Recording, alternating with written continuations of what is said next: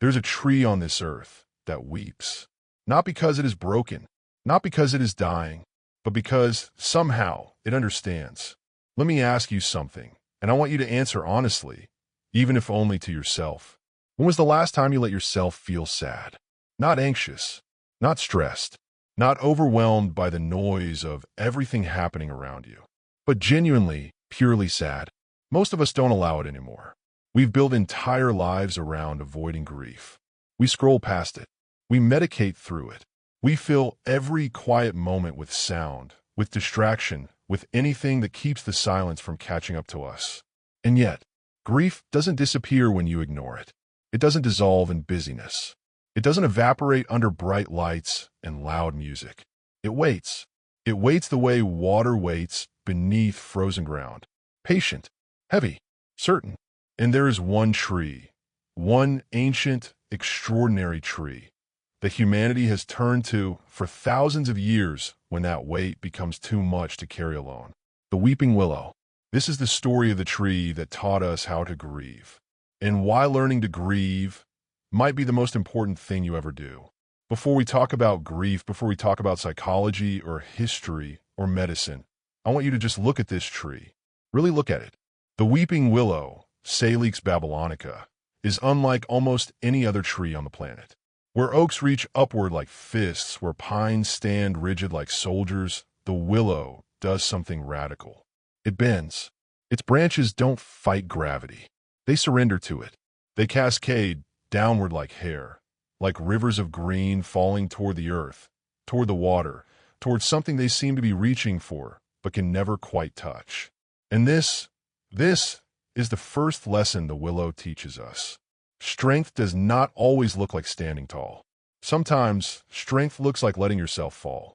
Here's something most people don't know about the weeping willow.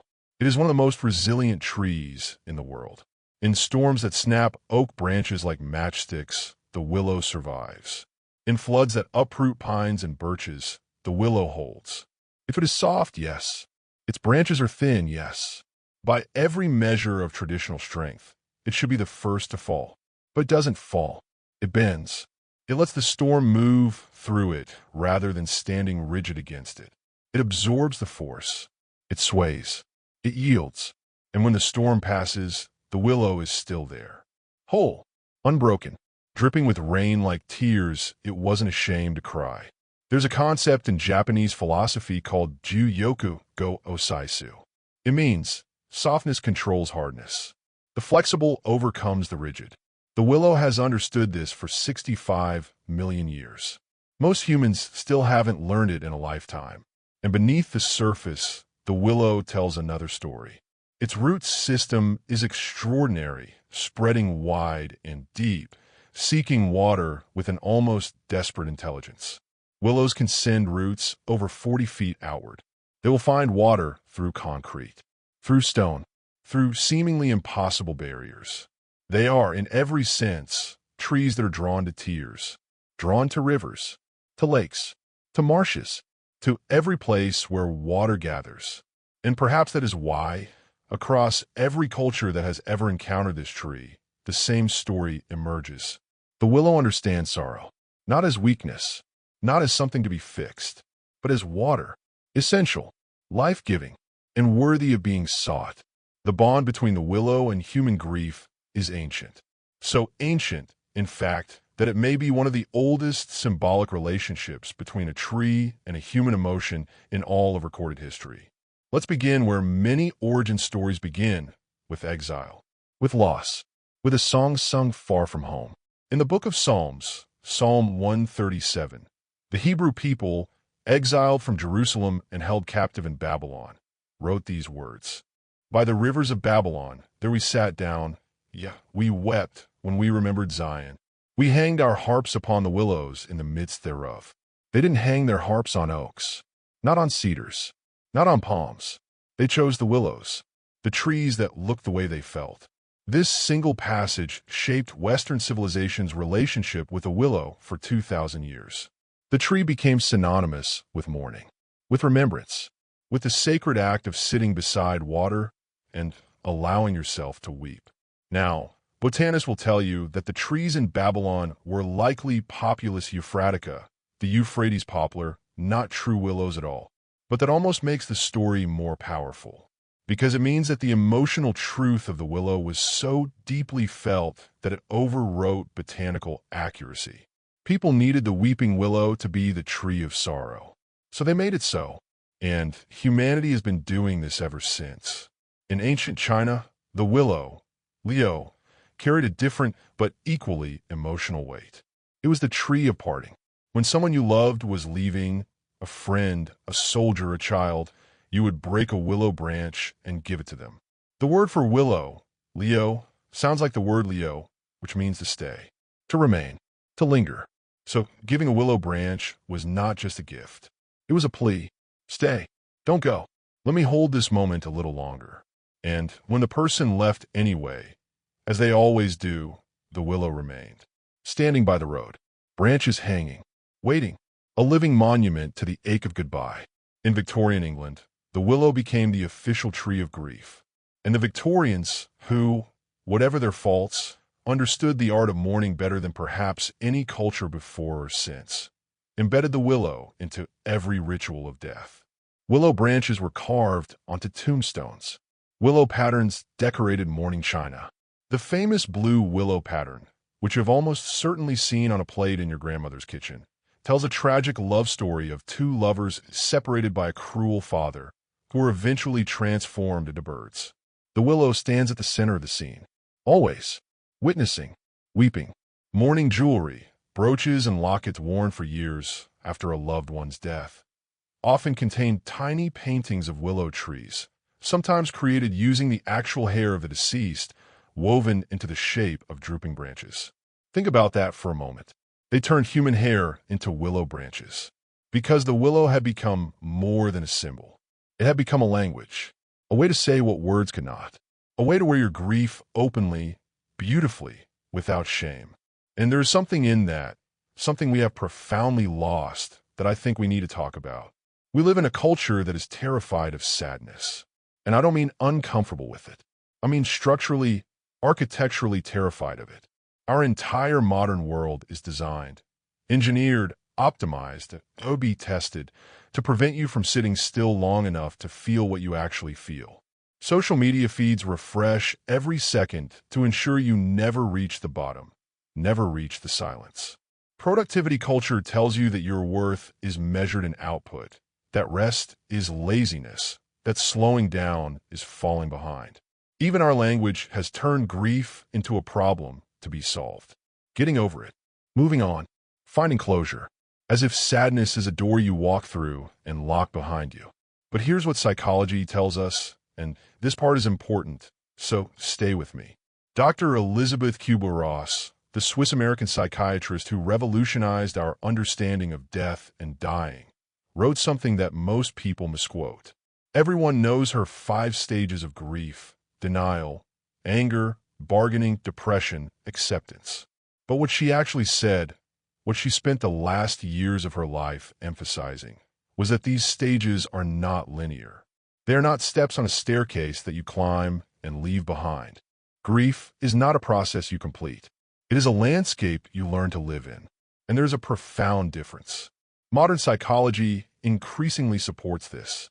Dr. George Bonanno at Columbia University has spent decades studying grief and resilience, and his research reveals something that surprises most people. There is no single normal way to grieve. Some people recover quickly. Some carry loss for years.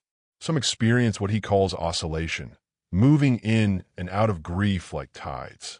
None of these are disorders. They are human. But, and here's the critical finding, suppressed grief, grief that is pushed down, ignored, or rushed does not stay dormant. It metastasizes. It becomes chronic anxiety, unexplained anger, insomnia, physical pain, literal, measurable inflammation in the body. A landmark study published in the journal Psychosomatic Medicine found that people who suppressed emotional responses to loss showed significantly elevated levels of cortisol and inflammatory markers, not for weeks, but for years. Your body keeps the grief your mind refuses to feel. It stores it in your shoulders, in your chest, in the tightness of your jaw at 3 in the morning when you can't sleep and you don't know why. And this is where the Willow has something to teach us that no therapist, no app, no self-help book has ever said as simply or as beautifully. The Willow does not resist water. It seeks it. It doesn't build walls against the flood. It grows toward the river. Its entire biology is oriented around moving toward the very thing that most other trees would drown in. And because of this, the willow thrives in places where other trees cannot survive. Marshes, floodplains, riverbanks, the soggy, waterlogged, difficult places that everything else avoids. The willow doesn't just tolerate those places. It needs them. What if grief works the same way? What if sadness isn't the flood that destroys us, but the water that feeds us? What if the things we are most afraid to feel are the very things that, when allowed, make us resilient, flexible, alive?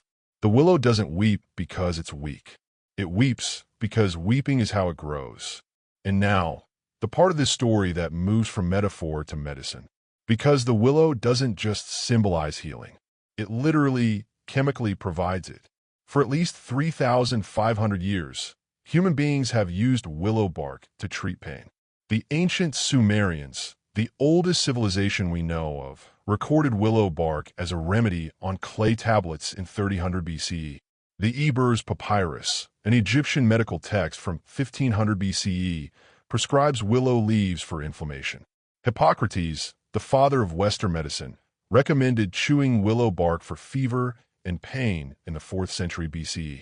Indigenous peoples across North America, the Cherokee, the Ojibwe, the Mohawk, brewed willow bark tea for headaches, sore muscles, and the deep bone aches of winter. And for millennia, no one knew why it worked.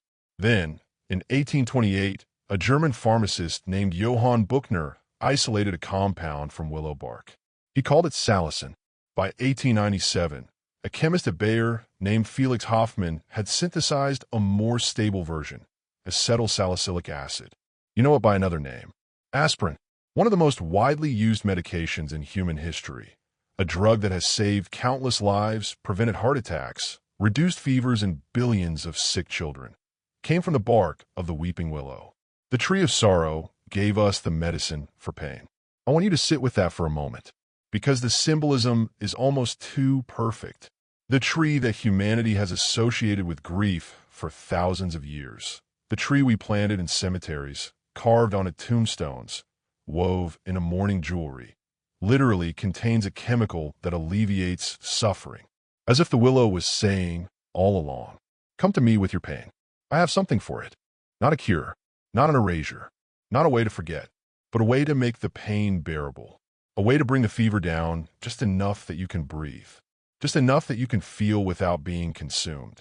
And isn't that, when you really think about it, exactly what good grief looks like?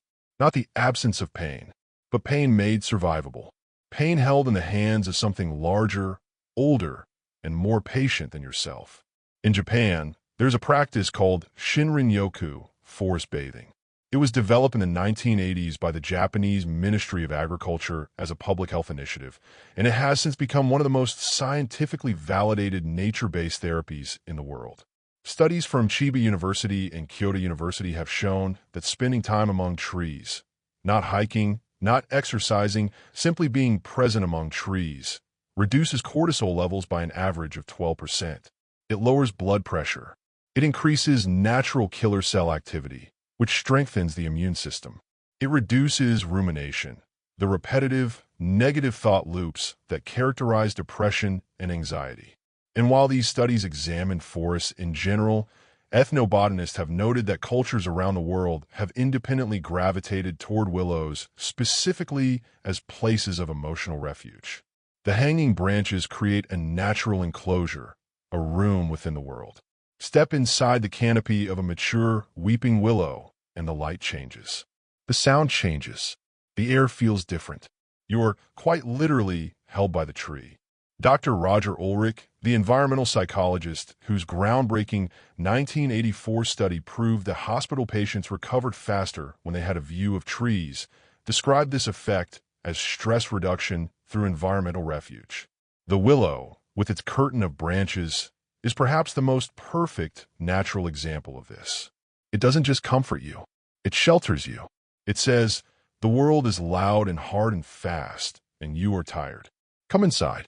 Be small for a while. I will stand around you and let you feel what you need to feel. So what does the willow ask of us? Not much. Only the hardest thing in the world. It asks us to stop running from the sadness, to stop performing strength, to stop treating grief like a broken bone that needs to be set and forgotten, to stop believing that healing means not hurting anymore. The willow asks us to bend, to let the weight of what we carry pull us downward, not into collapse, but into contact with the earth, into contact with the water, into contact with the deep, quiet, underground rivers of feeling that we have spent years paving over. Because here is what I believe, and what I think the willow has been trying to tell us since before we had language to understand it. Grief is not the opposite of healing. Grief is the healing. The tears are not a symptom of the wound. They are the medicine. They are the salicin in the bark. They are the water the roots are reaching for. They are the river the willow grows beside. Not because it has to, but because that is where life is. The driest, most barren, most numb version of yourself is not the strong version. It is the drought version. The version that has cut itself off from the water.